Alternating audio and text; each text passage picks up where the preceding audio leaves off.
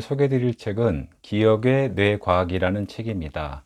저자는 리사 제노바고요. 이분에 대한 강의는 유튜브에서 리사 제노바로 검색하시면은 기억, 뇌과학, 알츠하이머에 대한 최신 정보들을 얻을 수 있습니다. 추천드립니다. 제 블로그에 올린 글을 읽어 드리겠습니다. 우선 첫 번째, 스틸 앨리스의 작가 리사 제노바. 이 책의 작가는 신경과학자이면서 소설 스틸 앨리스를 쓴 리사 제노바입니다. 영화로도 만들어져서 알츠하이머로 기억을 잃어가는 한 여인의 모습을 생생하게 목격할 수 있었습니다. 작가가 뇌과학 중에서 기억을 주제로 유용한 책을 썼습니다. 어렵지 않으면서 뇌과학과 기억에 대한 폭넓은 지식을 즐겁게 얻을 수 있었습니다. 가볍게 읽도 권합니다. 두 번째, 기억력이 아니라 부주의의다. 마트나 병원에 가서 주차를 하고 일을 다 보고 나서 문득 차를 어디 뒀더라 하는 생각이 들곤 하시죠? 이제 나이를 먹어서 기억력이 떨어졌나 봐 하는 생각과 함께 슬그머니 걱정이 들기도 합니다. 저자는 이것은 기억의 문제가 아니라 부주의가 원인이라고 진단합니다. 현대인들은 항상 주변의 소음과 신경을 분산시키는 것들로 주의 집중을 제대로 하지 못합니다. 최근에는 지하철에서 한 손으로 핸드폰 게임을 하면서 다른 한 손으로 커피를 마시며 쏜살같이 걷다가 두 사람이 정면 충돌하는 장면을 목격하기도 했습니다. 과연 이런 상황에서 기억이란 것이 제대로 형성될까요? 저자는 책의 첫머리에서 기억은 주의 집중의 결과라고 강조합니다. 기억력을 높이기 위한 방법과 전략을 고려하기 이전에 우리가 일상생활에서 우리가 바라보는 대상에 충분히 주의를 기울이면서 관찰을 하고 있는지 의심해 보라고 말합니다. 제대로 입력되면 기억은 형성된다. 당연한 말이지만 놓치고 있는 기억의 핵심인 것 같습니다. 인터넷 시대의 사람들은 뉴스와 책을 스마트폰 화면으로 보면서 주의를 기울여 읽지 않습니다. 눈동자만 굴려서 대충 몇 개의 키워드만 읽고 모두 이해했다고 착각합니다. 저자는 중요한 정보는 귀와 코와 같은 다른 감각기관을 동원하라고 조언합니다. 특히 인간은 시각화와 상상력이 발달된 뇌를 가지고 있기 때문에 이미지화를 시키는 것이 도움이 된다고 추천합니다. 저도 종종 읽은 책에 대한 독서 후기를 쓰거나 좋은 글을 필사하면서 멍 때리곤 하는데요. 역설적으로 천천히 시간을 보내면서 다양한 감각기관을 동원하여 입력한 이야기들은 시간이 지나도 언제든 인출할 수 있는 진짜 정보가 되는 경험을 했습니다.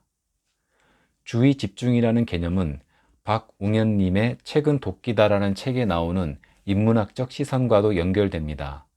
책에서 저자는 길가에 핀 코스모스 한 송이를 제대로 주의 깊게 살펴본 적이 있느냐고 묻습니다. 인문학의 기본은 당연히 여기는 것을 주의 깊게 보고 새로운 것을 발견하는 것이라고 저자는 이야기했습니다. 새로운 것을 보기 위해서는 우선 대상을 주의 깊게 살펴보아야 합니다. 감성이 떨어져서 길가의 꽃은 스쳐 지나가기만 하는데 오늘부터라도 조금씩 실천해야겠어요.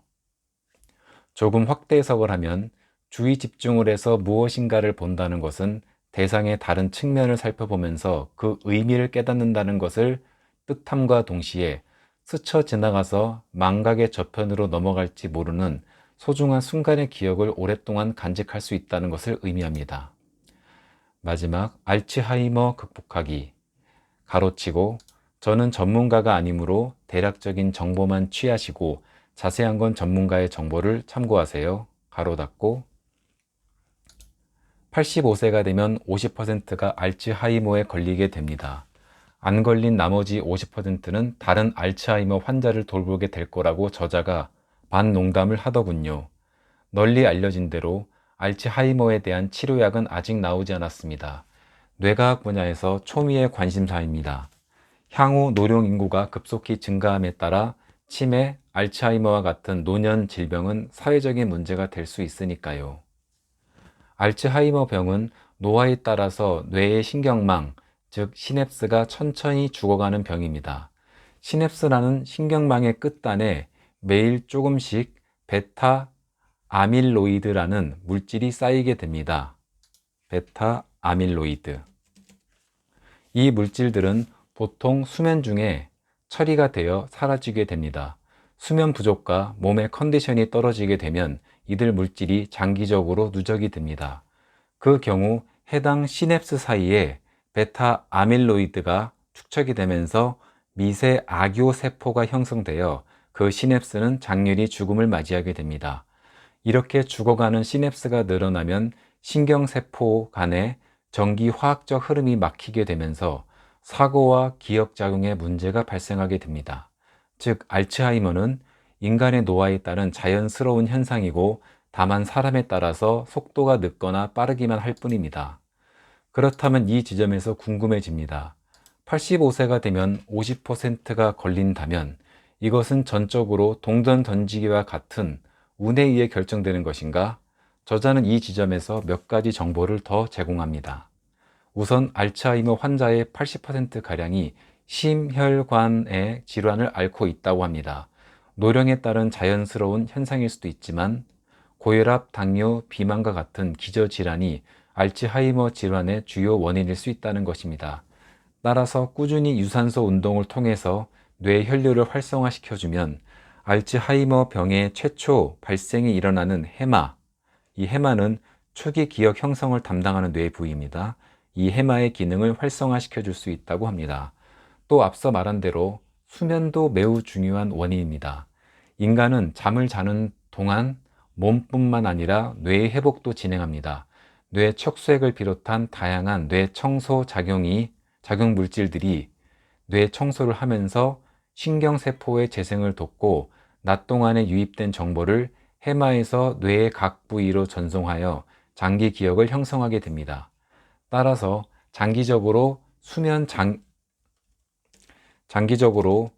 장애를 갖거나 수면을 소홀히 하게 되면 알츠하이머 발병의 위험이 높아진다고 합니다.